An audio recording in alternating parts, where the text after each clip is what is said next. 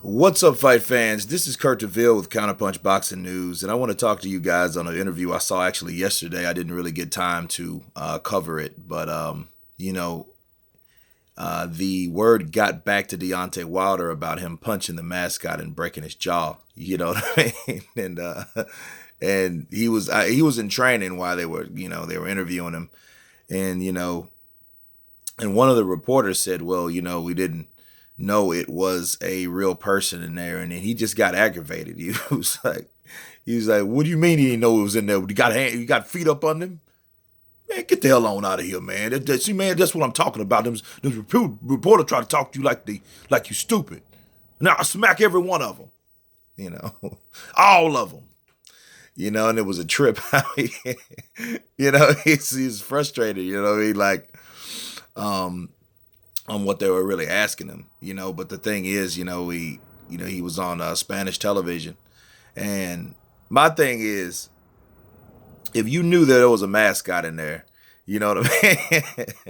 Why would you punch the mascot? Because I mean, if he broke the mascot's jaw, I don't know how true that is, but I just heard that it's a rumor at this point. I'll do some more research into it, but you know that was a dumb move, punch the mascot. You know what I mean? It's like, if you knew there was a person in there, he hit it hard. I seen it, you know what I mean? And, he punched it, and then, and it was like, I don't know. I guess he thought there was enough cushion or whatever, but he's like, he's all right. He's all right, I think. Hell, you know? It was hilarious, though. I mean, I just thought it was silly. That's why I really never covered it, because, it was a promotional thing.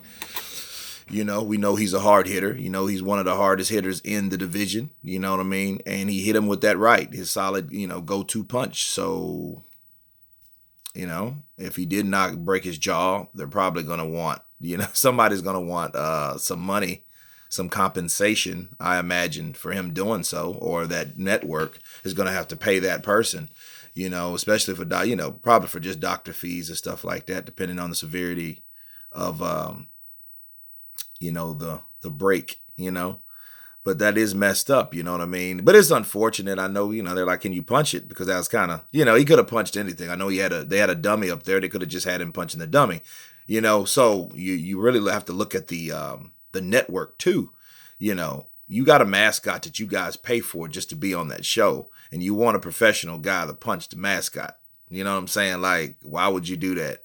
And his jaw gets broken. Well, I mean, that's really your fault. And if I was Deontay Wilder's camp, I'd have been like, well, they wanted me to punch the damn thing. It wasn't like I just hauled off and punched it. You know what I mean? So, I don't know, man. But you could tell he's getting frustrated, and then they also asked him about, Eddie Hearn's offer, and he was like, nah, we ain't doing that. No, we done. No, that's done. We ain't talking about that no more. We ain't talking about that no more. I thought he was going to start whispering, we ain't talking about that no more. But he was in training and stuff, you know what I mean? And so, hey, I think they need to ask his promoters more than ask him, because that's who gets him fights, right? That's who got him the last 40 fights, or 41 fights now, So I think they should really, direct those questions towards, Finkel or Luda Bella. Of course, Al Heyman, the Wizard of Oz, you ain't gonna get anything out of him. So, ask his trainers, co-promoters, stuff like that before asking Deontay Wilder, But anyway, you guys tell me what you think about the incident, the broken jaw, Wilder's comments. Of course, please subscribe. And you guys been Counterpunch. Peace.